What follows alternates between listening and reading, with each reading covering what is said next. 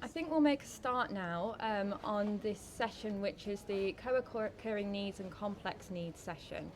I'm Dr. Jane Waite. I'm a researcher and lecturer from Aston University. And my background is that I do a lot of research that's trying to develop tools to better identify mental health difficulties in autistic children and adults who speak few or no words. This is my colleague Dr. Caroline Richards, who works at the University of Birmingham, and her background is in behaviour and sleep. And this is Joey Scanlon, and he is the recipient of the Charles Charland Autistic Researcher Award, and he'll also go on to say a little bit about his experiences in a moment before we introduce the speakers. I think it's just fantastic today that we have this session here. There has been, as many of you are probably aware, a neglect of research into the area of complex needs and co-occurring conditions, which often means that these things are kind of pushed to the bottom of the list, and that many children and adults have poorer outcomes than they may have if we have a better understanding of those needs. So it's great to see that that research is starting to come through and to be developed, and also that Autistica are getting behind that and supporting research, such as the research that they're supporting at the University of Birmingham for Caroline's studies, and research funding that we've also received from Autistica as well at Aston University, which is also helping us do that. So with no further ado, I'll hand over to Caroline, who's going to talk about some of the chairing and session details, and then to Joey. So the microphone is for use with the live streaming. I don't believe it amplifies our voices for us. I think it's for the recording, but we could perhaps speak up a little. Yeah, I'll speak a little louder. Okay, yes. Fab. So I'm just going to repeat some of the comments made by James earlier on just around housekeeping. So if you want to leave at any time, you are more than welcome. If you need to come back into the session, if you could wait for that kind of break between speakers just to not disrupt proceedings too much. And as has just been noted, the session is being recorded, so the microphones will pick up what we're saying and what the speakers are saying, but if you ask a question, it will also record you, so just to be aware of that. Please do be understanding, as people have been all day, of the wide range of perspectives and understandings that are contained within this room and in the live streaming audience. If you do disagree, that's fine, but we want to keep debates and conversations civil and helpful in this audience. If somebody's speaking, if we could refrain from interrupting whilst they're speaking, we do have time for questions after each talk, and we've got a slightly reduced number of speakers in this session, so we should have a good amount of time for questions. The hashtag on Twitter is DiscoverConf, so please do use that as you hear people's talks. We will go with flappers, so that's hand-based clapping in respect of everybody's needs in the room. And just to make you aware, the talks are of varying lengths, so don't be surprised if some are a bit longer and some are a bit shorter. Finally, I'm aware it's a very warm room, and so if anyone becomes uncomfortable, please do let ourselves or one of the Autistica members of staff know, and we'll do our best to accommodate you. So that's all the housekeeping. Without further ado, I'm going to hand over to Joey, who's going to tell us a bit about his experiences. Thank you.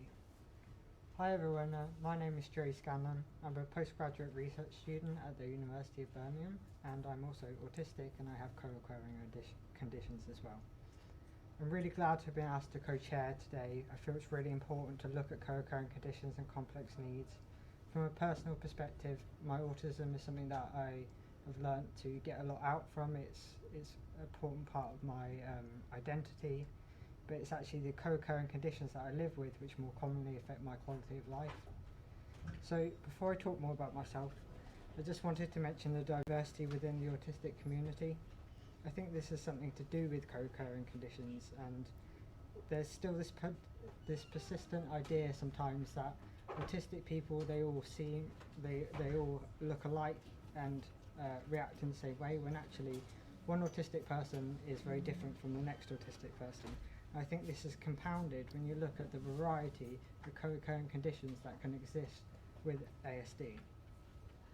There are developmental conditions, mental health conditions, There's eating and sleep disorders. There's also a myriad of physical and neurological conditions that can co-occur.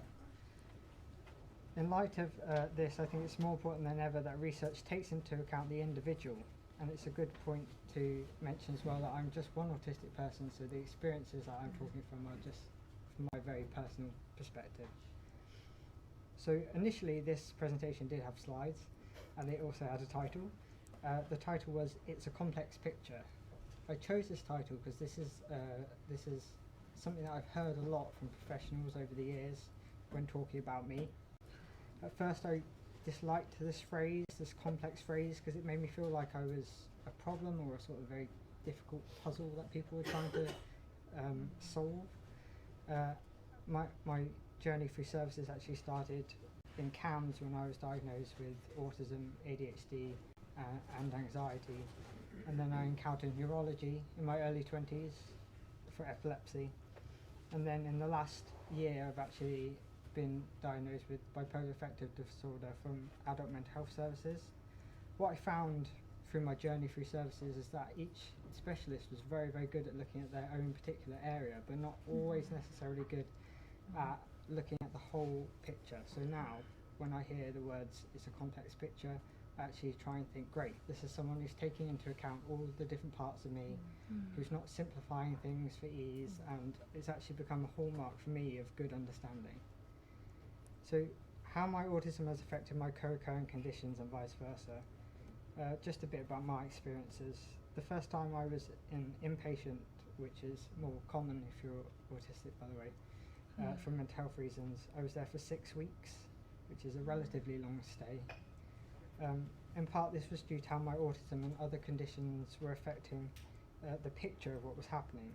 There was confusion as to what was a mental health symptom and what was potential seizure activity, for example. I was also in a kind of often chaotic and new environment which set off some stimming behaviours and other autistic traits which were not necessarily understood by all the staff there. And this muddied the presentation of what turned out to be bipolar affective disorder. It made it harder to be accurately assessed by people who didn't know me and my complexities. Another element to talk about is treatment. Whereas some traditional talking therapies like CBT have not worked particularly well for me in the past, I found that adapted therapies have been really, really helpful. Medication, however, continues to be a struggle due to medication sensitivity, which is actually quite common in autistic people. Some medication works really, really well at subtherapeutic doses, and other causes paradoxical effects and wants a toxic confusional state.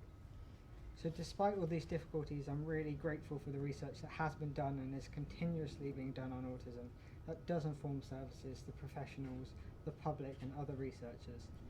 As a researcher myself, I've come to appreciate how things in the research world can also often look like they're a complex picture, but that's why events like these are so important. So I'll end by calling attention to the inclusivity of research. As part of the research community and an autistic adult, I often find myself really wanting to be a part of as much research as I can. I find that I'm on the exclusion criteria because I have co-occurring conditions, which leads me to question if we're not being inclusive in our research. Are we actually getting a representative sample of the autistic community? It's just a point I wanted to raise. And lastly, I know many of us are aware that autistic people with an intellectual disability are underrepresented still in research, so I just wanted everyone to remember that valuable contribution these individuals can and do add to autism research, and we need to be finding ways to include them more often. Thank you. Thank you, Joey. We're incredibly privileged to have Joey in our research group at Birmingham, and I think that brief talk gives a bit of insight into both your contribution in terms of personal experience, but also your really astute research mind. So thank you very much. That was really helpful. And a good lead into our first talk. So the first speaker is Dr. Debbie Allen, who's a lecturer at Wolverhampton University, and she's going to be sharing some of the work she's led on self-injurious behaviour in individuals with an intellectual disability who are autistic.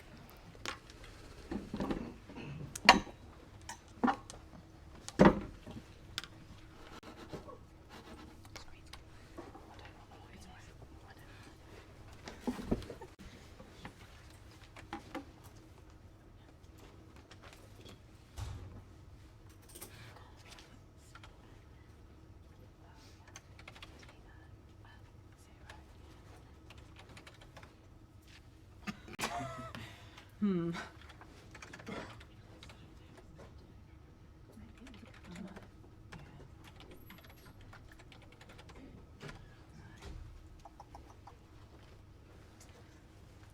ideas?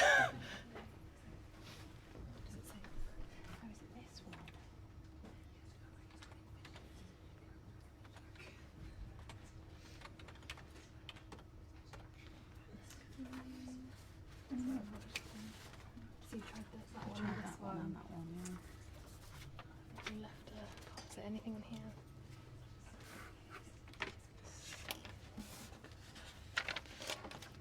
No. No, okay. Really sorry.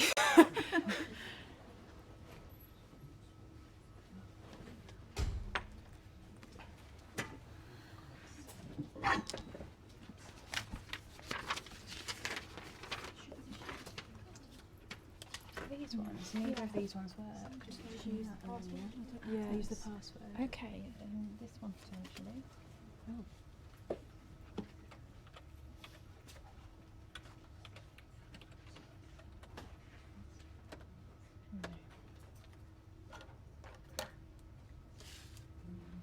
We're not signing in as that username. It might be, no, I think that's the password I've already got. Yeah.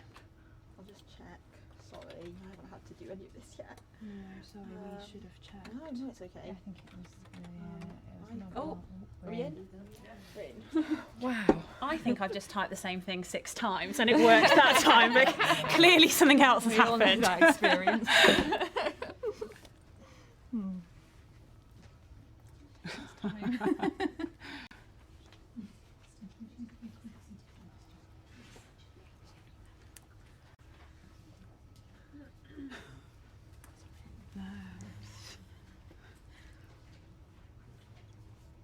Oh no, password's incorrect.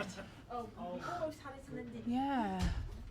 It's a different one that we've written, so I've been told That one.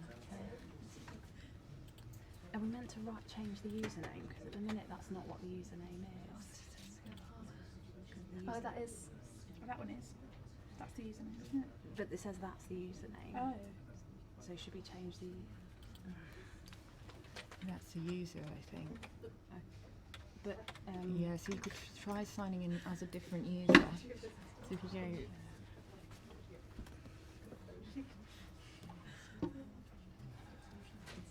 The problem is it's all on that desktop. So, Right, so you yeah, think go to for sign in as that? the whole... 13915. Guest.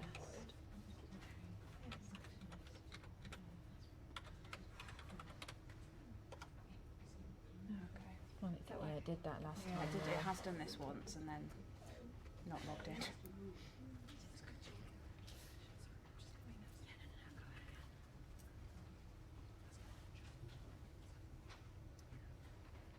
Did just do that last time as well. Yeah.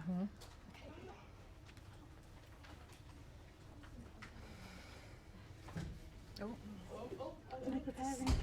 Optimism. I really feel like I should be doing something. Depending on all the presentations. I'm going to go grab my data stick just in Yeah. case. We have got a few minutes. Yeah, we have a slightly longer session, so we are in the talks. Yeah, we've got a bit of time at the end. So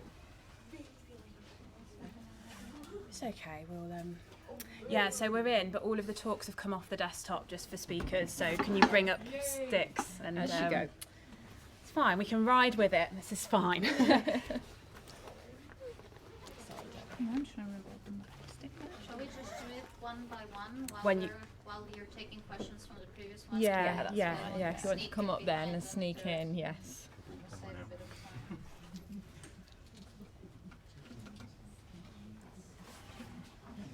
Just to reassure everyone, we're currently 1 minute ahead of schedule, so we have plenty of time.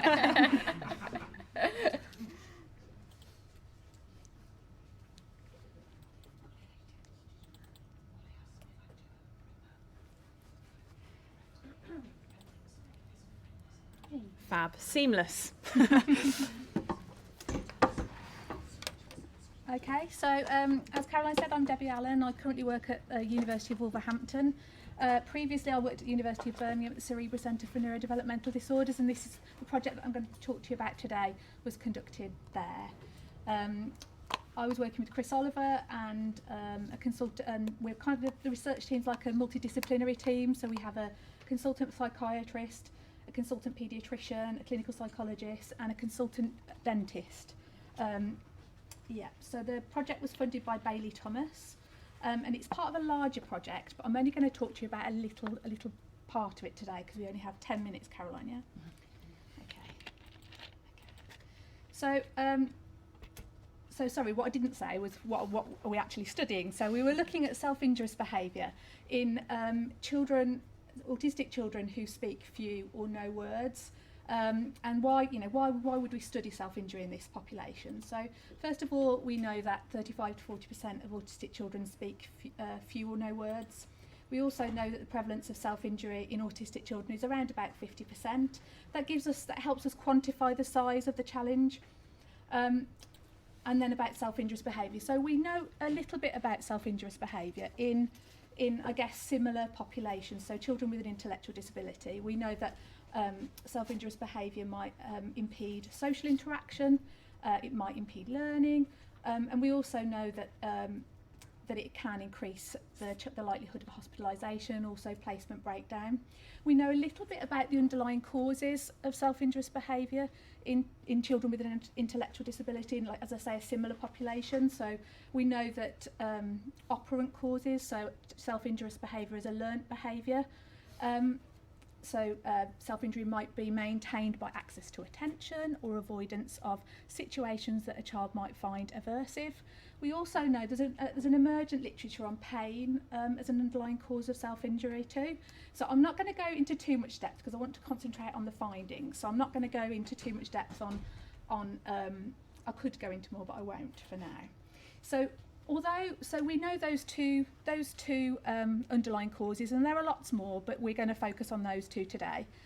So those two, there are already existing interventions available. So for example, if a child is self-injuring due to pain, we know that there are health interventions that may alleviate that pain, which in turn may reduce self-injurious behaviour.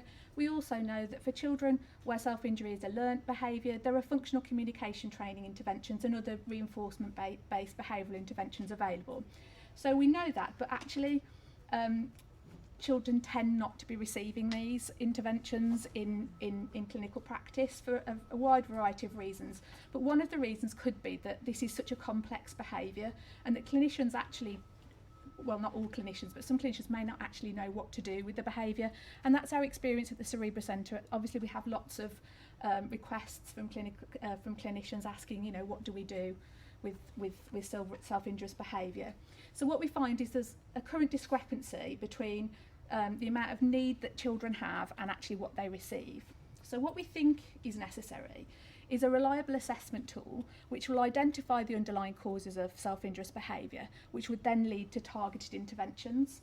So the main purpose of the overall project that we've just conducted was to develop a clinical assessment protocol so that we can identify those underlying causes, which hopefully in the future will be rolled out in clinical practice for clinicians to use. In the meantime, I'm just going to address these research questions today because this is the information that we need to help us develop this clinical assessment protocol. So what are the characteristics of self-injurious behaviour in autistic children with few or no words? What are the underlying causes of self-injurious behaviour in this population? And also, what are the characteristics and additional needs of autistic children who speak few or no words and also present self-injurious behaviour?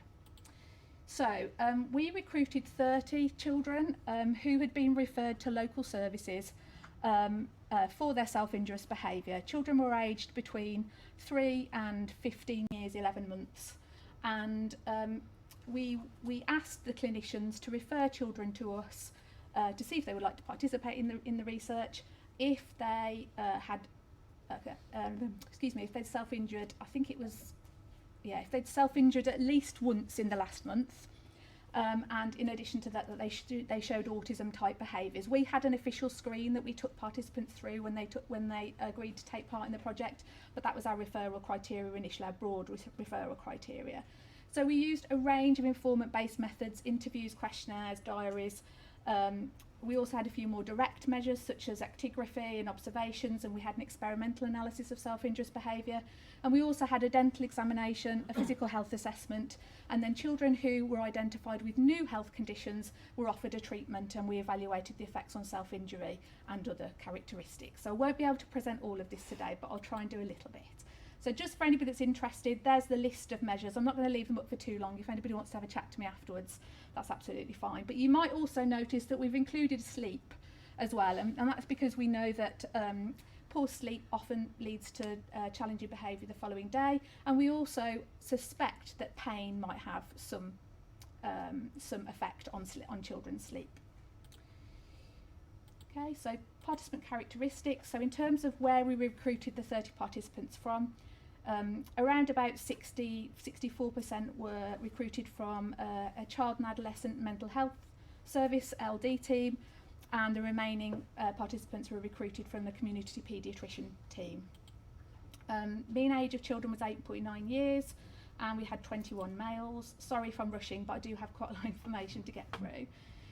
So this gives you some idea of kind of daily living skills, and so this graph represents those percentages of children who needed some degree of help with those activities. I'm not going to go into detail, just let you get the general pattern from that. And to give you an idea, the mean age equivalent score on the VABS for communication and daily living scores was under 2.5 years and under 2 years respectively. Okay, so characteristics of self-injurious behaviour. So just to give you an idea, mean age of onset of self-injury was 3.8 years. The head and the hand was the most common site of self-injury. The most common topography was hit self against object and bite self. The mean number of topographies per participant was 6, and that was quite a shock. We didn't expect children to have quite so many different types of self-injury.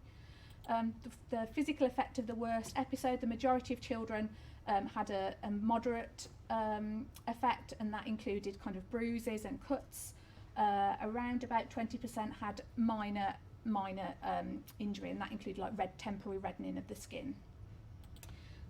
Just to give you an idea, so the majority of children presented self-injury daily, but there were those that presented hourly and quarter hourly. We've got general idea of typical and the longest episode. So the longest episode, the majority of children self-injured for longer than an hour, and for the typical episode, the majority of children self-injured for under a minute. In terms of the response required, the majority of children required a physical response from a carer or an adult, and a smaller percentage also needed a physical response from more than one person. Gives you an idea about the severity of self-injury. A really small amount of people, I think even one participant, required a formal response, which was either legal intervention or seclusion or sedation medication. So the underlying causes of self-injury, 76% of participants' self-injury had multiple functions. So they self-injured for a number of different underlying reasons, and the mean number of functions of self-injury per participant was 3. So they tended not to have one underlying cause of self-injurious behaviour. And here's a list of the functions. This is from the questions about behavioural function. This is a modified version that actually Caroline developed for her PhD. And this gives you an idea of where they are. So we've got children who show self-injurious behaviour that's maintained by attention. We've also got self-stimulation, so children who show self-injurious behaviour, thank you, and they in terms of in order to access the sensory consequences that it produces, so they might poke eyes to produce a star effect. We've got social escape, sensory escape, pain, access to routine, access to tangible, and demand escape. I can't go into too much more detail there, sorry. If you want to chat to me afterwards, just to give you a very, very quick overview, these are the additional needs that children had. I'm not going to go into all of them, but I've just got a few that I'll chat to you about. So challenging behaviour, other challenging behaviours that children presented was aggression and property destruction, and around about 38% of participants had medication for challenging behaviour, and 8% had more than one medication. The known health conditions, so children generally had a mean number around about 2 health conditions, and 38% of these received medication for those. These are the list of health conditions that children were experiencing. The most common was skin, respiratory, dental, reflux, bowel and epilepsy. But we also found that they had lots of sensory differences, and the most common there was under-responsive and seek sensation and auditory filtering. Sleep, so mean number of night wakings per night was 2.3. 19% of participants were receiving medication, and as you can see, the latency to sleep was longer than an hour, so the amount of time it took from bedtime to when the child fell asleep was longer than an hour. Just to give you a really brief outline, this is pain.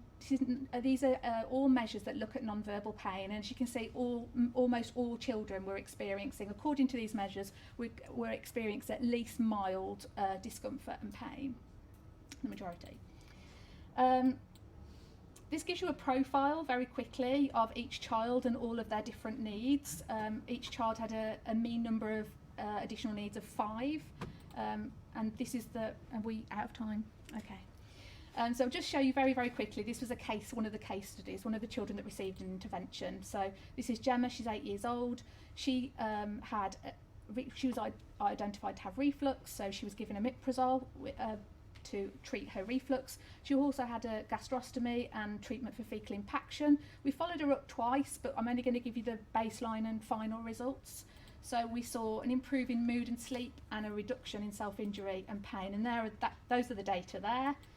Conclusions, I'll leave that thank you screen up. So conclusions are that obviously we know that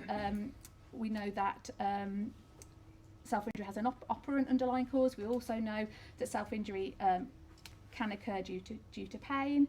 And I think in terms of assessment, the priority has to be on reliably identifying pain and being able to treat that pain. Thank you. Take some questions. Yeah, I've got one there.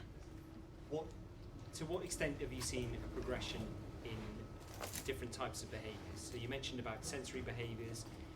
Have you looked at a progression of behaviours, for example, sensory, stereotypy, and onto self-injurious behaviours? Do you mean the development? Yes. Not in this study, no.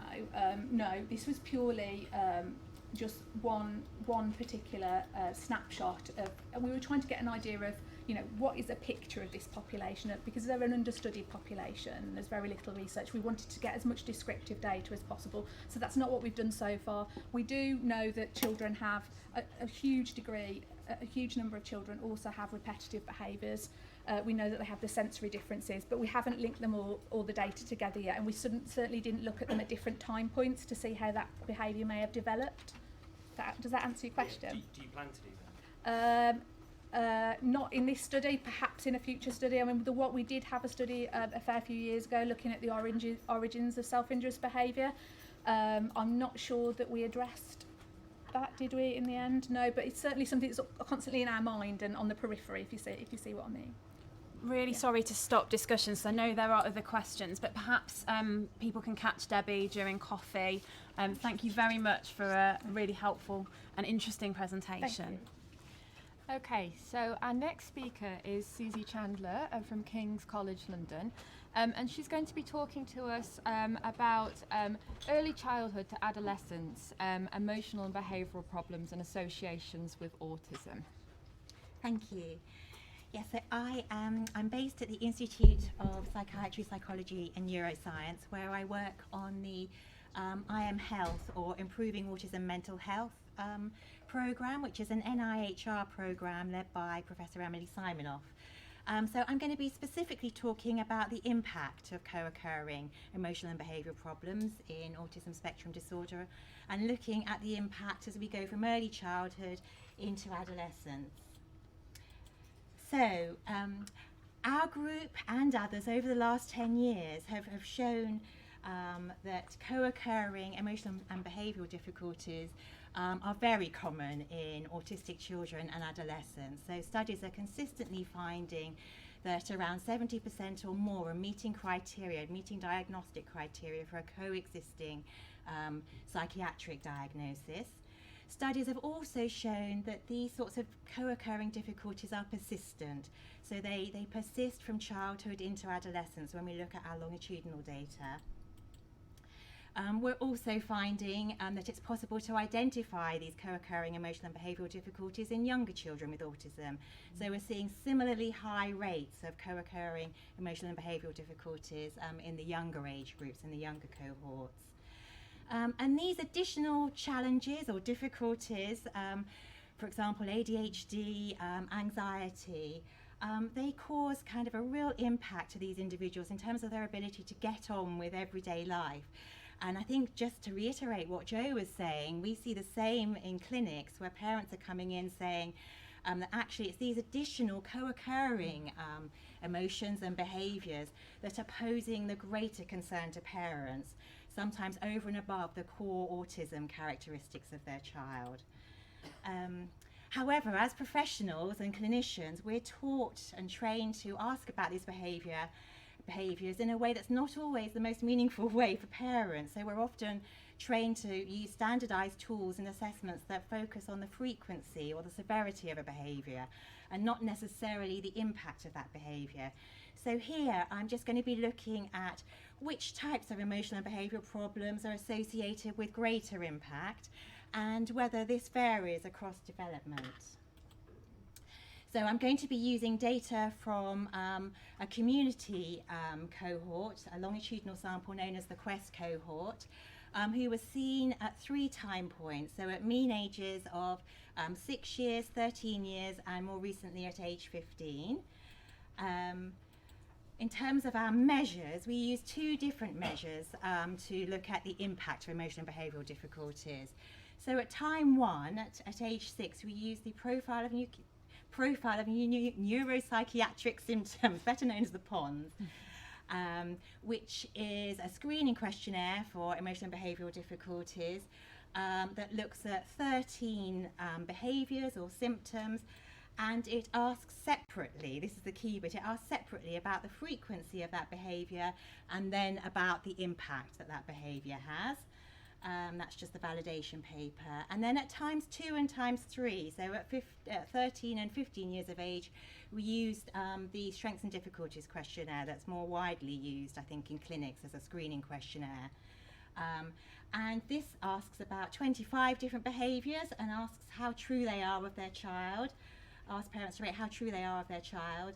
And then on the back page, it asks parents how much these difficulties that they may have rated on the front page, how much those difficulties as a whole impact everyday life across a range of different domains. So even though these 2 measures ask about impact in a slightly different way, and we can use them both to look at specific behavioural domains and the impact that those domains have by looking at the clusters of behaviours on the PONS. So I think here you can see the 3 items that map onto the ADHD cluster of symptoms and their corresponding subscales on the SDQ, on the Strengths and Difficulties questionnaire. So we can look specifically at ADHD, emotional difficulties and conduct, and the types of impact that they have. So what did we find? So first of all, looking at the PONS data that we collected at age 6, I quite like this graph because it really teases apart the differences between the frequency of a behaviour and its impact. So you can see that for some things like sensory behaviours, which are occurring quite frequently, that the impact is kind of pulled apart from those. That's much lower, thank you. Whereas for other things like explosive rage, the impact scores are up there with the frequency scores. So in early childhood, we're seeing that the behaviours causing the most impact are around ADHD, whereas behaviours to do with conduct and emotions are kind of associated with lower impact. Then coming on to our SDQ data at time 2, at age 13, we're seeing that emotional problems are increasing, so around 44% of children were reported by parents to be above the cutoff on emotional problems. And when we looked at what predicted the impact score on the SDQ, it was emotional scores as well as peer problems. And that remained when we controlled for autism characteristics as measured by the social communication questionnaire. We got a very similar pattern at age 15, but this time conduct problems were also predicting impact scores as well as emotion and peer problems, again controlling for ASD characteristics. So at those two later time points, we were able to look at the domains of impact. And we found that in 95% of our sample who had definite or severe emotional and behavioural problems, there was impact across at least two domains. And then when we looked at associations between the types of emotional and behavioural problems and the types of impact, so the domains of impact, we found that emotional difficulties were associated with impact on home life, whereas emotional difficulties and peer problems, as you might expect, were associated with impact in the area of friendship, and the hyperactivity scores on the SDQ were associated with impact in the classroom. And then finally, the conduct scores, as well as the scores on the social communication questionnaire, so the level of autism characteristics, those were impacting on leisure time.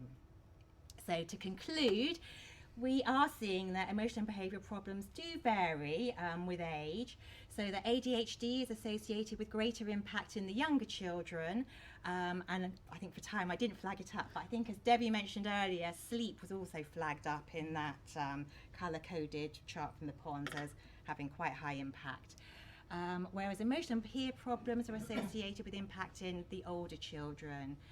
Multiple domains seem to be impacted, and I think it's just a useful reminder for clinicians in particular to think about impact as well as frequency and severity when considering targets for intervention and support. Thank you very much. Thank you, Susie. Yes. Thank you, Susie. So we've got time for one very, very quick question before moving on to the next talk.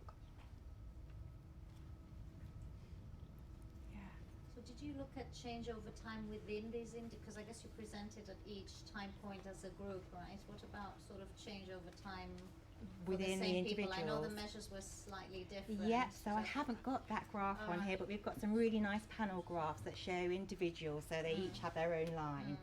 And overall, the symptom or the problem counts are kind of going down, but we do get some that change. I'll just show you. So this is similar to that. That shows you, so the ones in red are the ones that stay high, stay above cut-offs, and then the blues are the ones that are below cut-off on our measures of EBPs, and you can see the changes, and the stickers are the ones that stay the same. And so it's generally a pattern of stability, with most of the red staying red and most of the blue staying blue, but we do get some that switch, and we're looking at what predicts who switches, whether it's IQ, gender, the type of problem, interventions and so on. Thank you very much. Okay, so our next presenter is Laura Groves, who's working with us at Birmingham at the moment, and she's going to be presenting some of her PhD data, looking at the prevalence and profile of anxiety in two conditions that co-occur with autism, Cornelia de Lange and Fragile X syndrome. I think. Yes. And I have 5 minutes, so I'm speaking fast, so just stay with me, so we're fine. Okay, so I'm going to talk to you about anxiety in these two genetic syndromes, but just to start, I'm going to tell you why we might be interested in anxiety in these groups. So as a rough estimate, we see anxiety in about 3% of the general population, and this rises to 20% in individuals with intellectual disability, and in autistic individuals this can be around 40%. And Cornelia de Lange syndrome and Fragile X syndrome are two really interesting genetic syndromes because they're associated with a moderate to severe intellectual disability, but we also see really high rates of autism characteristics in these groups, which makes them really complicated and at a real increased risk for developing anxiety. So it's really important that we know what anxiety does look like in these groups. So that was the aim of this study, to look at what anxiety symptomology looked like. And just to flash up this participant characteristics table, don't worry about it, it's just to show that the demographics for age, adaptive behaviour and SRS total score, which is a screening measure for autism characteristics, were comparable across those two. In terms of the measures, we used a neuropsychiatric interview which assesses anxiety against DSM-5 criteria. So the DSM-5 is the clinical guidelines that all health care professionals are kind of referring to when we're talking about anxiety. and we actually looked at them at sub-threshold, because quite a lot of the items require individuals to self-report on internal states, which if you have few or no words, or you find labelling your emotions difficult, may be really challenging for you. So we kind of lowered that threshold so we got a better idea of what difficulties people might be experiencing while still looking at difficulties of clinical concern. And we also use the ASK-ASD, which is a questionnaire measure that looks at anxiety that we might see a little bit more often in autistic individuals. So anxiety around hyperarousal, or an intolerance to uncertainty, so when something unexpected happens, and that can be anxiety provoking. So the results. So these are the DSM-5 anxiety types that we saw in our groups at sub-threshold. So the groups are pretty comparable, apart from social anxiety symptomology, which was seen more frequently in Fragile X syndrome. But what I really just want you to take away from this is that we were seeing a lot of anxiety symptomology across like the whole spectrum, if you will. And actually, I interviewed 85 caregivers in total across these groups, and there was only one person that didn't report any symptomatology for their child, which is quite striking. The level of comorbidity was also really high. So over 80% of individuals are reporting more than one anxiety type. So obviously we're only looking at sub-threshold, which is maybe why we're seeing those higher prevalence rates, because we did kind of lower that boundary.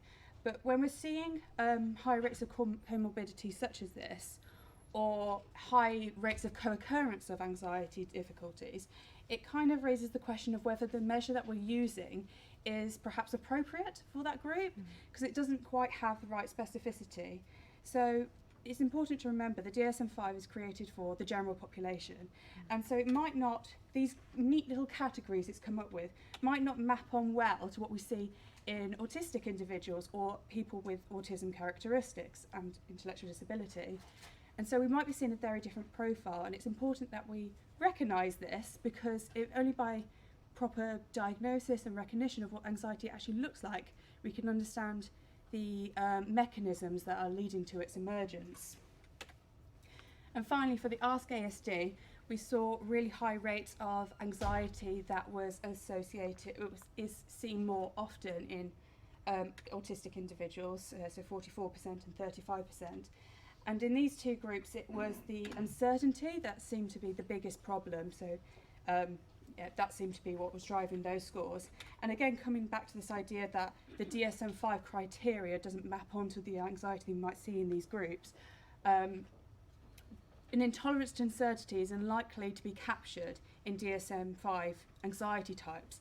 And so individuals that are experiencing anxiety for an intolerance of uncertainty are unlikely to be receiving support. So it's really important that we also recognise that the DSM-5, which is used so often in healthcare settings, may not be correctly categorising the anxiety, but also may not be capturing all the anxiety that we might see in autistic individuals.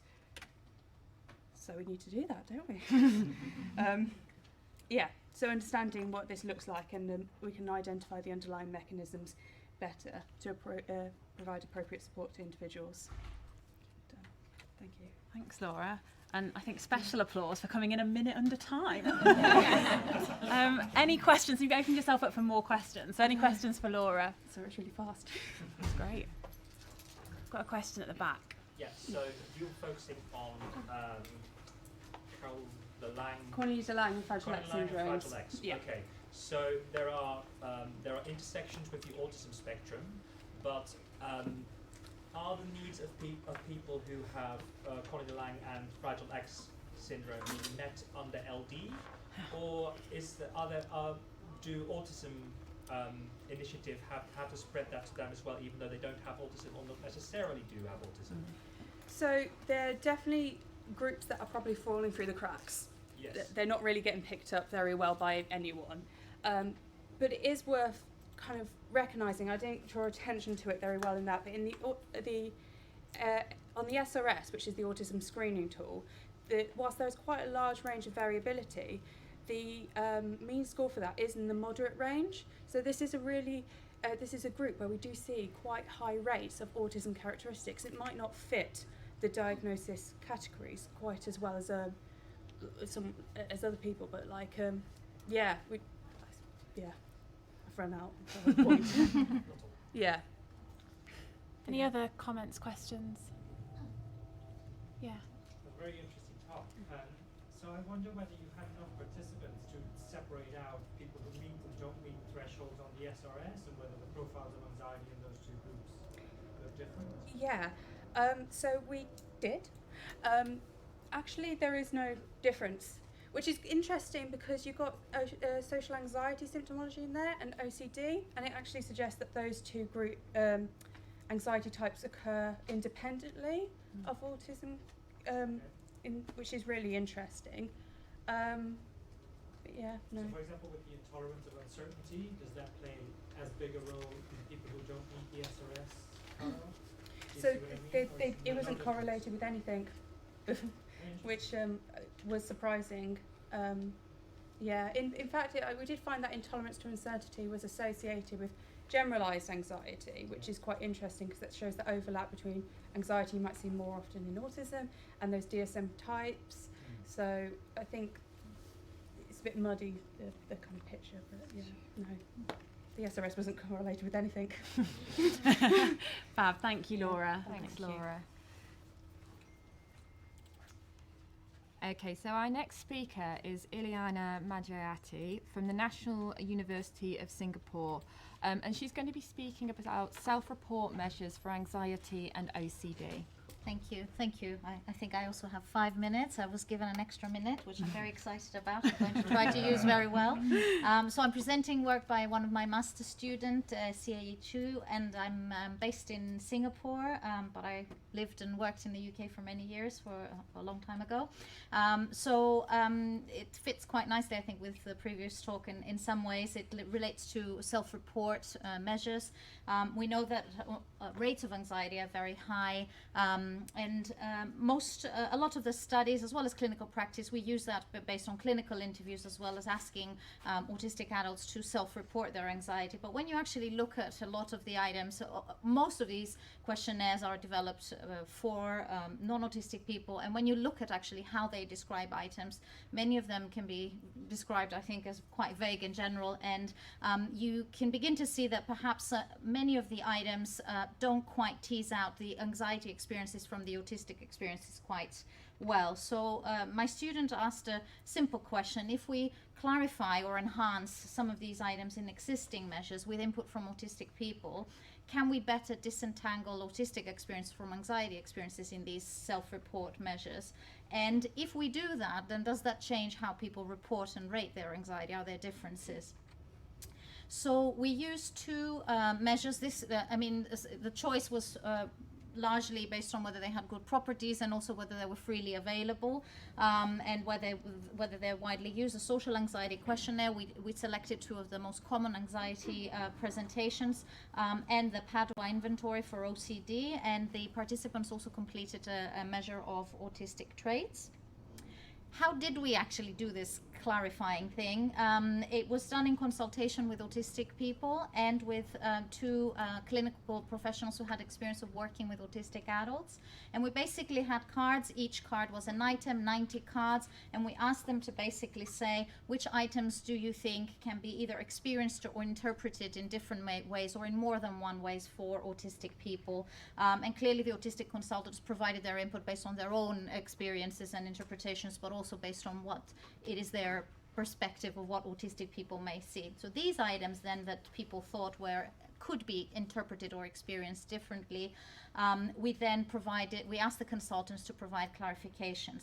Now in the social anxiety measure that we selected, only 5 of the items were thought to need that, which is a good thing, obviously, because I guess it potentially means 25 were clear and non-ambiguous. But in the OCD questionnaire, you can see a very different picture with more than 60, almost 70% of the items thought to be vague, unspecific, not teasing out autism from OCD, and needing clarification.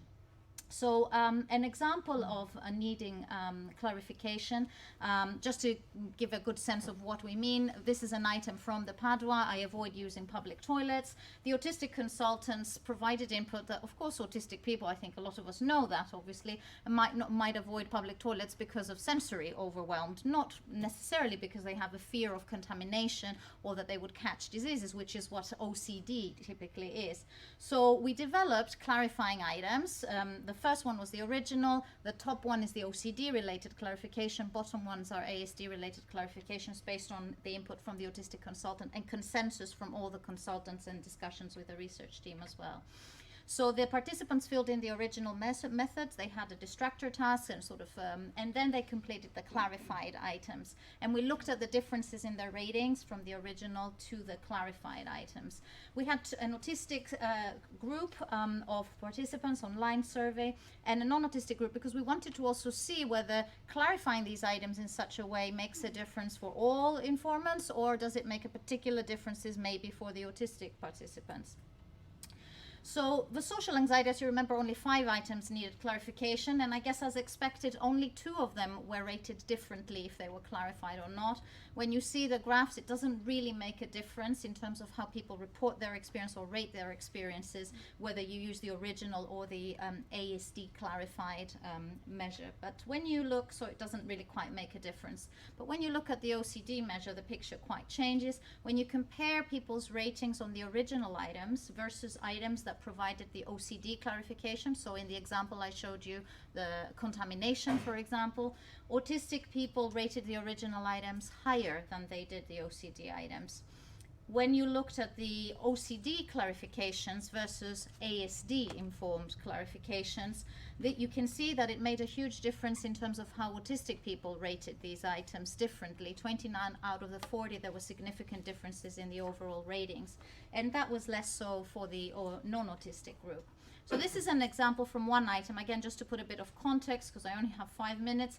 This is an item from Padua. I feel obliged to follow a particular order in dressing, undressing, and washing myself. It implies sort of OCD-related behaviors. The blue graphs show how people rated this original item. The OCD clarification is about fearing that something bad is going to happen if you don't do it in this way. You can see that both groups' ratings actually drop quite a lot when you do this clarification. And then when you add the ASD clarification, you can see how, because this is actually autistic people say, well, okay, I do it, but it has nothing to do with OCD. It's because I like it, I prefer it, it works for me, and this is my way of doing things. The ratings increase much more, and especially so for the autistic group.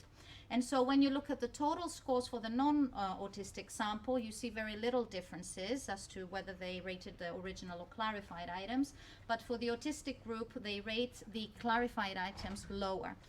So it does seem to make a difference whether you tease out the autistic from the OCD experiences, especially in how autistic participants report and rate their symptoms. Last slide. What does it mean? If we purely just look at the measures, maybe the social anxiety measure, this particular one seems to be quite accurate and valid and helpful in sort of pinning down the exact behaviors and being good as a measure to self-report. Not so much for the Padua inventory, and I think the implication both for clinical work and for moving forward with measures is that we really need to do a better job at teasing out what these items mean for autistic people. I think for research, ambiguous items such as the ones I showed possibly have multiple interpretations, and especially for the OCD ones, we need clarification of these. And this is true, of course, these were just 2 measures. This can be true for clinical interviews as well as other measures that we use to ask people about their anxiety experiences, and it's important to sort of maybe use this way or method as a way to try to tease out the experiences. So thank you very much. Thank you. That was Thanks. an excellent talk. I really enjoyed that. We've got a couple of minutes for questions. If anyone has any questions they'd like to ask, one at the back there. Yes. Yes. Sorry. Hi.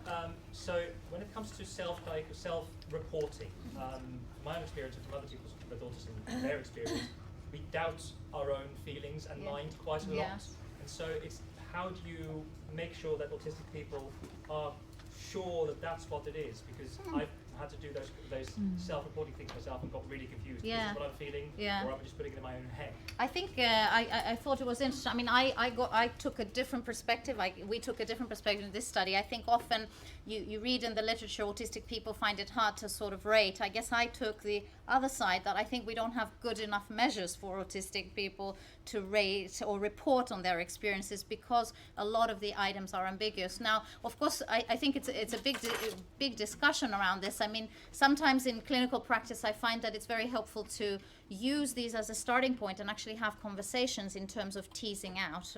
But of course, we can be thinking about improving the clarification for some items in writing, so that they are more specifically described and more clearly described and less ambiguous, and hopefully indirectly that will increase people's confidence in reporting them, because I guess I find that we found that a lot of these items, I think, are indeed difficult to rate because of that. So I wonder whether they actually increase people's lack of confidence, but I don't know if it has anything to do with you, or what I'm arguing is it has to do much more with the measures, I think, in this case. Okay. So I think we should leave it probably there for questions, but we will have some time at the end for sure. Okay, so up next we've got Georgina Edwards, who's working with Jane Waite at Aston, and I think leading on really nicely from that talk is going to be talking to us about the development of a tool to assess anxiety in autistic individuals who have few or no words. So thanks, Georgie.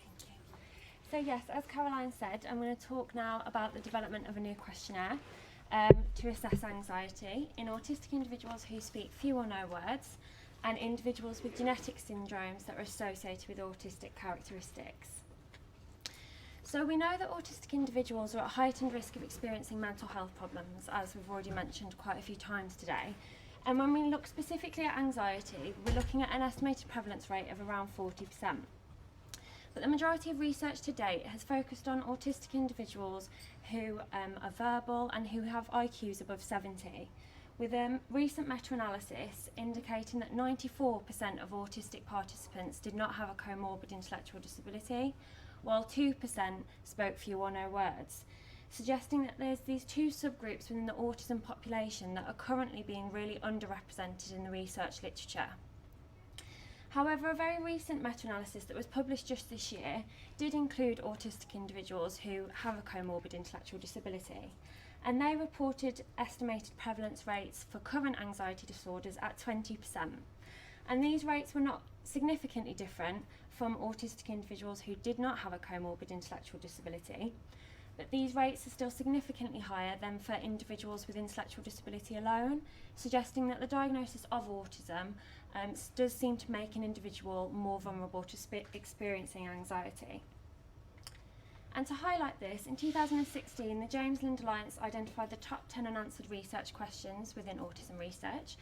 And as you can see here, the top priority is to improve mental health. And not far below at priority 4 was a specific focus on anxiety intervention. But in order to develop effective and successful interventions, we first need to be able to accurately identify and assess anxiety in this population. But a recent systematic review has actually indicated that there are very few validated assessments for mental health, specifically for people with severe intellectual disability, and there are actually no assessments that have been developed specifically for autistic participants who have a comorbid intellectual disability. So there's a real gap in the literature here and in terms of our clinical practice, in terms of how we assess anxiety, which is likely to have significant implications for our ability to intervene. So there are significant methodological challenges when working with this population, which might help to explain why they've been underrepresented in the literature to date. So autistic individuals and individuals with intellectual disability may present with mental health difficulties in different ways than the general population. And so reliance on standardised diagnostic criteria such as the DSM or the ICD may not be appropriate for use in this population, as Laura's already mentioned. There's also significant behavioural overlap in terms of other forms of distress. So for example, if an individual presented with, for example, social withdrawal, it may be very difficult to tell whether this individual's in pain, whether they're experiencing a low mood or anxiety. And it's very difficult to tease this apart, particularly if an individual is unable to express their internal state. There's also the added difficulty of diagnostic overshadowing, whereby the behaviour that an individual presents with may be assumed to be part of autism or intellectual disability, rather than being explored as a potential mental health problem. So the broad aim of this project is to develop a new questionnaire to assess anxiety in this population. And the interview study I'm going to talk to you about as part of this presentation was the first stage of the development of this questionnaire. We used a catch-all approach where we just wanted to talk to parents about anything that they thought was associated with their child's anxiety, because we didn't want to miss anything. But the main aim was to explore behavioural markers of anxiety. So parents and carers were recruited via an existing database and via the Autistica Discover network, and we've had 28 parents complete the interview study to date, with the majority of these being mothers. These have been parents and carers to 20 autistic individuals, 5 individuals with rare genetic syndromes, and 3 autistic individuals with a comorbid diagnosis of a rare genetic syndrome. We asked parents to complete the Wessex questionnaire prior to the anxiety interview, which gave us an idea about an individual's adaptive ability. And as you can see here, the majority of the sample were characterised as speaking odd words only and as being partially able, suggesting that they did have some difficulties with their daily living skills. Parents also completed the social communication questionnaire, and the mean for the sample here exceeded the cut-off for a suggested diagnosis of autism. So as mentioned, the Wessex questionnaire and the SCQ were completed, and parents also completed the ADAMS, which assesses anxiety, depression and mood in individuals with intellectual disability. And the anxiety interview itself was developed as part of a previous PhD study that was looking at the phenomenology of anxiety and Williams syndrome. It was a semi-structured bottom-up interview that was developed because of the identified limitations of relying on DSM criteria in the intellectual disability population, so it seemed to really fit the aim of this study. And some of the things, as I mentioned, that we explored with parents were the behavioural markers and the anxiety triggers. So just to demonstrate that individuals in our sample were experiencing anxiety, we had individuals scoring really top scores on the ADAMS measure for general anxiety and social avoidance, and all parents reported some level of anxiety in their child or the person they support. Just to establish validity for the interview itself as well, so we found a significant positive correlation between the ADAMS general anxiety subscale and the parent reported anxiety severity in the interview. Additionally, we also found a significant positive correlation between the ADAMS general anxiety subscale again and the parent reported total number of anxiety triggers in the interview. This provides us with some convergent validity in terms of using the interview as an alternative to a validated questionnaire when we're exploring anxiety in this population. So to come to the main aim of the interviews, so parents were able to describe a variety of behaviours that they observe in their children when they believe they're anxious, and these have been characterised into different sections. So firstly, communication changes. So the most commonly endorsed behaviour was increased vocalisation or shouting, and this was actually the most commonly endorsed behaviour across all behavioural categories. All parents reported some form of body movement or action when they believed their child was anxious, with the most commonly reported being self-injury, aggression and repetitive behaviour. Some parents also commented on facial expressions in their children, with the most commonly reported being a tense face. And lastly, physiological changes. Some parents were also able to describe these, with the most commonly reported being changes in appetite. When we think about the anxiety triggers, the most commonly reported were routine changes, sensory overload, specific phobia and new situations. And parents were also able to describe the broader factors such as illness and pain or a lack of sleep, and how these background factors may exacerbate their child's anxiety. So the interviews have been really helpful in helping us to develop the new questionnaire, and this is currently still in the development phase, so it's not finished yet. But our interview findings are consistent with previous research. So a focus group study in 2012, we found very similar anxiety behaviours with the most commonly endorsed as self-injury, aggression and repetitive behaviour. And we found the same most commonly endorsed anxiety triggers as well, so the routine changes, sensory overload, specific phobias. The differences we did see between our study and the 2012 study seem to highlight the differences in our samples. So the 2012 study included autistic individuals themselves as well, so they were able to verbalise what anxiety was like for them.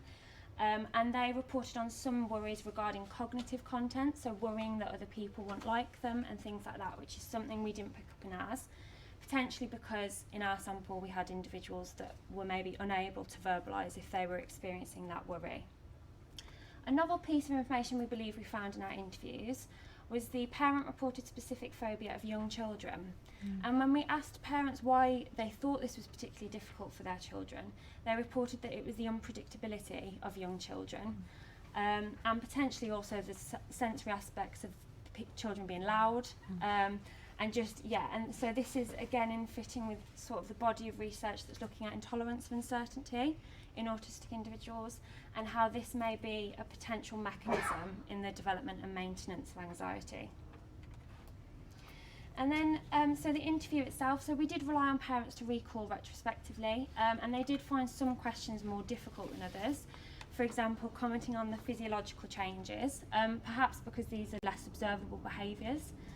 And the questions were asked in an open and broad manner to try and avoid leading participants, but sometimes this meant there was a sort of level of interpretation that may have been necessary. So the next stage of the research is to factor analyse the questionnaire and see whether we do find a dissociation of behaviours that are associated with anxiety compared to behaviours associated with low mood or pain. But one thing that we found that was really important from the interviews was that it might not be the specific behaviours themselves that help us tease this apart, but more the broader context around that behaviour and the management of that behaviour that helps us tease that apart. And one last thing to conclude, parents also commented on the change in their child's baseline behaviour and how this was really important for the identification of anxiety. And thank you very much for listening. Thank you. Perfectly timed. Thank you, Georgie. Questions?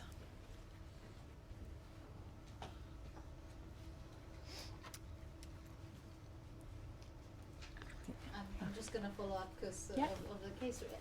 I mean, one thing that I'm thinking we haven't asked, or maybe you have, or other people, are asking parents within the same interview about how they tease out the different moods.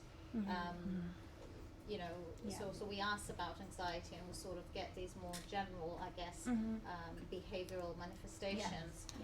But I wonder if you or anybody else, I mean, I don't know if anybody has actually kind of interviewed people who know the young people who speak few or no words well, and actually ask them, oh, okay, so they do this when they're anxious, but what about when they're sad or angry? How do you tell the difference? Do you have some thoughts on so that? as part of the interview, that was something that we tried to do, and as we sort of went along with more and more interviews, sort of learnt the prompts of how to try and see whether we could tease that apart. I think it's still really, really difficult.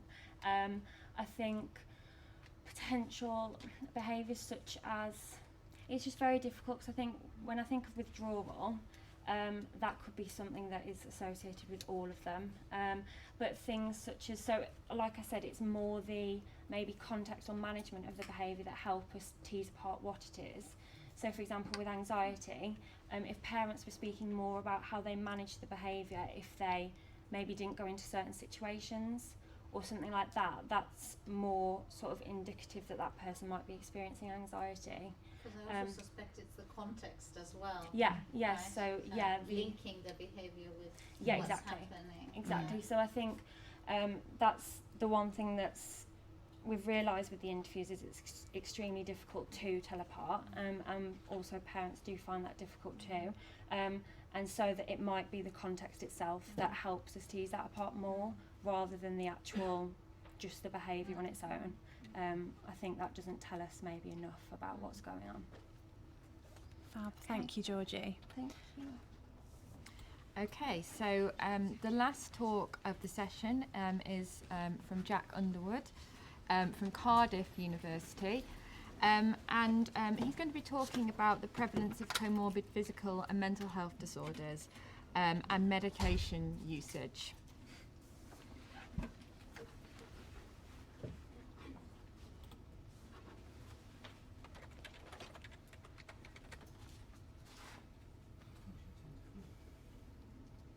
of time, actually, haven't I? Yeah, you can't have it all.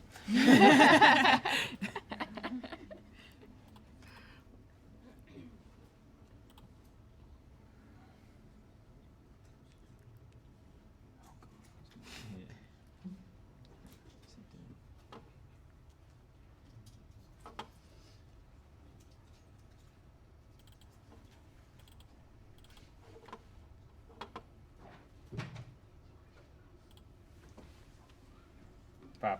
So yeah, I'm Dr. Jack Underwood. I'm a Wellcome Trust Clinical Research Fellow based in Cardiff, and I at the Neuroscience and Mental Health Research Institute and the Centre for Neuropsychiatric Genetics and Genomics. So I'm coming at this from a slightly different angle.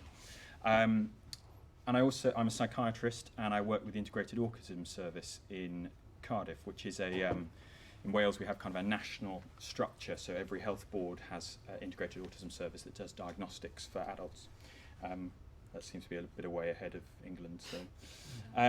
So I'm going to talk today about kind of two projects, one that's in print, or one that's kind of been published, and one that we're working on at the moment, so I appreciate kind of not shared beyond. And again, I'm reiterating a lot of what's been said before. So we know that psychiatric and mental health co-occurring conditions are really common in the autistic population. I'm again coming back to that meta-analysis that was mentioned earlier, and that actually there's no studies been done looking in a non-clinical sample. So none of the studies that have been looked at so far have been drawn from the general population. They've always been from cohorts who've come forward. So I started off getting involved in this because I work at the IAS, and we realised that actually a lot of the literature that had been published in child cohorts and then followed up into adulthood. Not many people had particularly looked at just adult cohorts. So we started off by doing a project looking at kind of a cohort of individuals which was comparable to the people we were seeing coming through our door. So this is now I'll only kind of cover a small amount of what we covered. We covered a lot of different kind of social stuff, genetics, which is all in the paper which you can read, but I'll cover the kind of mental health conditions and medication usage here. So we used the National Centre for Mental Health, which is a research institute set up at Cardiff University, funded by Welsh Government, and it recruits from the general population and from clinical consultations as well, so consultants and kind of any clinician can refer in, or people can self-refer. When you sign up, you can sign up online. You then complete a questionnaire, and a lot of the data that I'll be presenting is from that questionnaire. And then you have a research associate comes out and kind of goes through further stuff. When we did our initial trawl, there were 6,000 people in NCMH. It's now up to about 15,000, I think. And initially we pulled 172 individuals. We then went through and we said, okay, we want people who are the sort of people we're seeing in an adult diagnostic service. So we said, I went through the notes and said, okay, who's had a diagnosis over the age of 18 where it's been consistent with ICD-10 diagnostic criteria. That left us with 105 individuals. It's worth saying these individuals didn't have intellectual disability either, just because that's the format of the IAS. And we then age and sex matched them with controls. Also worth saying our controls from NCMH don't have psychiatric comorbidity. So in terms of comorbid mental health disorders in this clinical population, is sort of see what we expect to see. We've got a really high rate of all comorbidity, so just under 90% of the individuals who came forward had a co-occurring mental health condition. The most common of these were depression and anxiety, and they were really common together as well, at rates of around 40%. I have that. Yeah. So we also picked kind of dyslexia and dyspraxia, quite high rates of psychosis, and a lot of alcohol and substance misuse as well, which quite interesting to find as something you're kind of not going to pick up in the child population. We also looked at physical health conditions. We code for 38 physical health disorders, which were asked for on the questionnaire when you sign up. And of those, none of the rest were particularly, we split them up into physiological groups, and the only one that was particularly interesting was actually neurological, which is not surprising. We saw a big sample there. We were thinking, oh, is this epilepsy related? The majority of the signal was from migraine headache. And this is something we're not sure people have asked about before. We know there's work, I know there's work been done looking at headache within ASD, but I don't know whether that work has been looked at in a kind of a larger scale, and whether that association is seen. And that the association with epilepsy and migraine were both statistically significant. We looked at medication usage. So consistent with that picture where you've got a lot of people who've got you've got a high rate of anxiety, you've got a high rate of depression, there's a lot of people who are using, this is lifetime, there's a lot of people who have had an antidepressant in their lifetime. Anxiolytics, that's sort of benzodiazepines and that sort of class of medication, that's again quite high rates. And antipsychotics, there's a lot of individuals who are on an antipsychotic at some point in their life. And that's particularly concerning given that that's kind of 25%, but the rates of psychosis in this population, as documented, is only about just under 10. So there's a lot of people who are having an antipsychotic who don't have a diagnosis of psychosis. Also interesting to see that we've got people on depot and people on clozapine, so the most heavy-duty psychiatric drug. And that's just expressing that, as you can see kind of across the graph. Stimulants, so that's kind of methylphenidate and things like that. Just a kind of a brief window into the kind of social stuff. So we asked about a lot of social and demographic features, and just one thing I want to pick up here because it's quite interesting is that the vast majority of our population weren't in work. And when you break this down, it's the vast majority of that is because of ill health. And this is sort of and sort of 90% of the cohort aren't in work. So that's kind of a really brief whistle stop through that piece of work, and there's genetics and stuff to go on with that, so welcome, go and have a read. It's in BJ Psych. And this is the piece of work that we're doing at the moment, which isn't really ready for a wider sharing. But after kind of doing that work, we realised that people hadn't looked, so we saw that people hadn't looked in a population cohort. Nobody had looked at what's the rates like in ASD in the general population. So what's the rates of mental health comorbidity in ASD. So we worked with SAIL, which is the Secure Anonymised Information Linkage Database held in Swansea University, to kind of establish a rate of ASD in Wales, a prevalence, an incidence, and also for rates for co-occurring mental illness.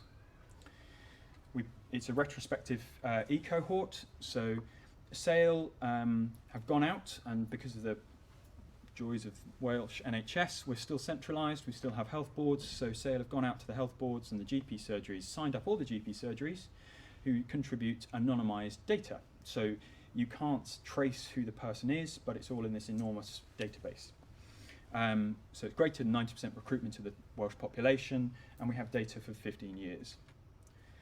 From that, we used ICD-10 codes for autism and the READ codes, which are the coding system GPs use for every encounter, to identify anyone in the Welsh population who had autism. And then we age and sex and deprivation score matched them with controls from the data bank. This gave us 17,000 individuals and gave us a cumulative incidence rate for autism in Wales. What's really interesting, I'll kind of come on to this, what's really interesting is that incidence rate is much lower than what we'd be expecting. So what is going on? We know this is a rate for Wales, for the whole population of individuals, and this is what's in GP records. So where's the missing people in GP records? So we do have the data for kids, but I'm going to focus on adults here. And we pulled out those who were over 18 in our sample period from 2000 to 2014. That gave us 8,000 individuals who had a diagnosis, just under 8,000 individuals who had a diagnosis of ASD. That's clear ICD-10 criteria, and about 700 who had other kind of associated diagnoses. So the READ codes sometimes map to older forms of diagnostic criteria. So you had kind of people who'd been coded with, I don't want to say, sort of, kind of odd developmental old old terms for developmental disorders, which are definitely not PC. But we included those as part of a wider cohort. And then we matched them with our just under 26,000 controls. This is the deprivation index. So 1 is the least deprived, so from left to right, least deprived to most deprived, and then our missing. And you can see that the rates of autism go up broadly as deprivation gets worse. We also have this data mapped to all sorts of interesting stuff like water quality, air quality, loads of stuff. So, and so then we looked in this population. So what are the rates in the Welsh population of autistic adults? What's the rates of other psychiatric disorders? We do see depression and anxiety, they're the big peaks, but they're not as high as perhaps you see in clinical cohorts, which is quite interesting. You know, we're expecting much more. This is only sort of 25%, so you're expecting much higher rates, but psychosis is there at quite high rates, along with schizophrenia, OCD and bipolar. In terms of, so when we do a statistical analysis to and co-vary to check the crossover, because there's a lot of crossover between these disorders. These are the disorders which on their own, ASD accounts for the significance. So there is a significant difference in psychosis that is associated with the ASD. There is a significant difference in the anxiety, but not in the depression. The depression seems to be linked to the anxiety, not together. The OCD, bipolar, ADHD.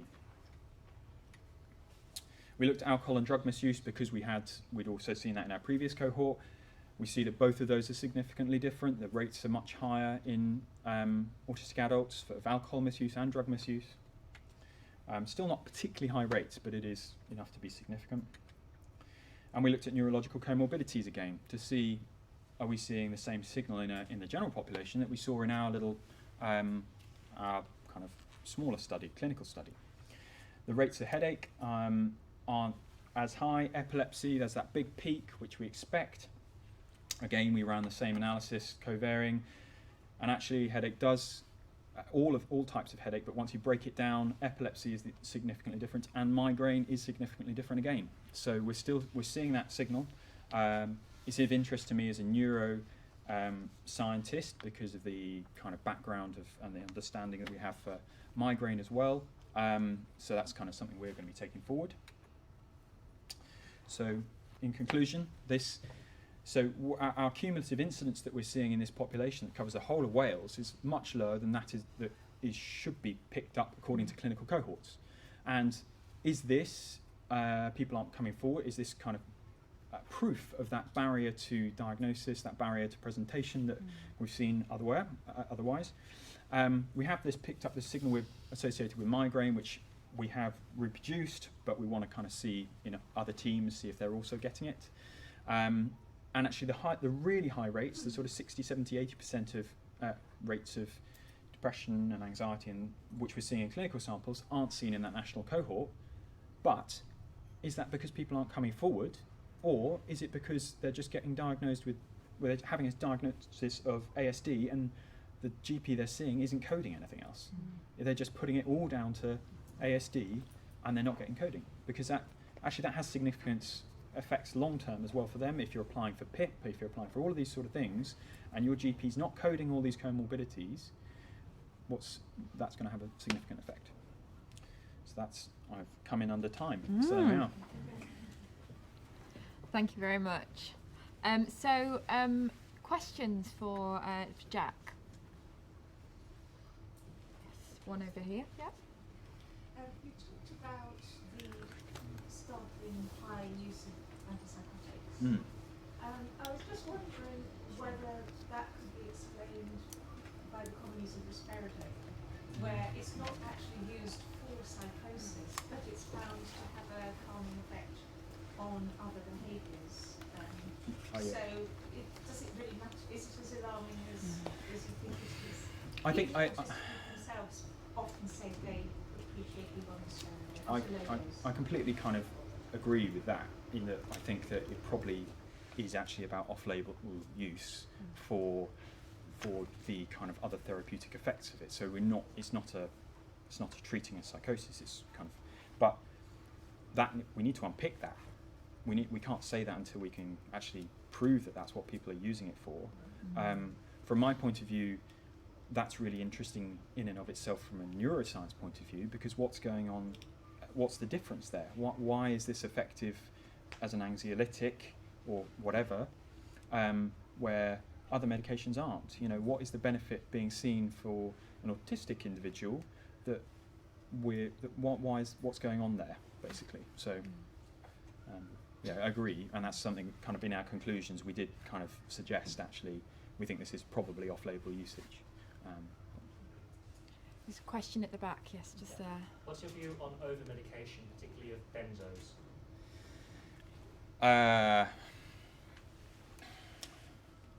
Because I was given 600 mg-quetiapine, 20 mg-escitalopram, 4 milligrams of clonazepam, and some oxazepam as well in 2012, and I was on the benzos for 3.5 years and had to wean myself off of that. I was awake maybe 12 hours a day. I think in general they're overused. I think in all psychiatric practice, and I think when you're talking about kind of anyone with autism, I think there's lots of people seem to have kind of lots of different reactions to different medications. So actually, I think a lot of more work needs to be done. Like if you're going in and having kind of a benzo, what's going on there? Why is that being used? Is it being used as kind of a is a clinician just giving you that as kind of a generic treatment that may not work for you? I think there's a lot of people out there that it needs to be a lot more tailored, and a kind of much more individual approach to medication usage needs to be implemented amongst the autistic adults, because one of my colleagues, another she's got ASD and she had really severe anxiety and started on kind of what is supposed to be a sub-therapeutic dosage of an SSRI, which revolutionised her experience. And actually this is a dosage which is below what the BNF is telling us we should be giving, but for her it was amazing. And that kind of has stuck with me, that actually every person has a different reaction to medications. From my kind of neuroscience point of view, I want to know why, but also I think that needs to be shared and spread, and say no, blanket use of what the guidelines say isn't going to work. Take one last question at the back. So you were talking about the lack of epidemiological or general population sort of studies in this area, and how most of the sort of prevalence rates have come from clinical samples. I just wondered if you've seen the papers on the SNAP cohort, the Special Needs and Autism Project, which is an epidemiological sample. Yeah. So it's not clinic derived. It comes from a total population of 57,000 in the southeast of England, so it's not Wales. Yeah, yeah.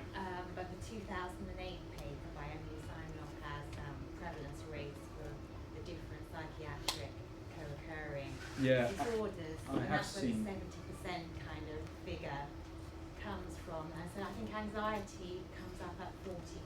So it is lower than some of the other clinical studies, but there is, so that sample's been followed up at age 11, 16, and then more recently at 23. So that there is some epidemiological data there with good prevalence. Yeah, I have seen that, and I think it's just when we looked at the data, sort of there isn't a kind of a general population snapshot. So there are snapshots within kind of cohorts, so ID or whatever, but not as a big overview of if you're looking at the whole of the population what's being picked up. So. Well, no, the whole ASD. So there's no age range on our stats. There's no intellectual kids cut off. No age range. I mean, the oldest person I think is 90 in our sample. So there's nothing. There's no cut-offs to be out of there other than having this diagnosis on your record. So. Fab. Thank you ever so much, both to our speakers, but also to everyone here for really helpful and thought-provoking questions. And I think finally, a big thank you to Autistica for kind of leading the way in funding research in these really neglected areas, I think, and I just want to highlight at close a new initiative called Embrace Complexity, which Autistica are kind of championing and leading the way on. And for those of you on Twitter or you can Google and look up the website, but I think it's a really worthwhile endeavour. So thank you to them, and thank you for bearing with us, apparently unable to use a computer today. So, thank you.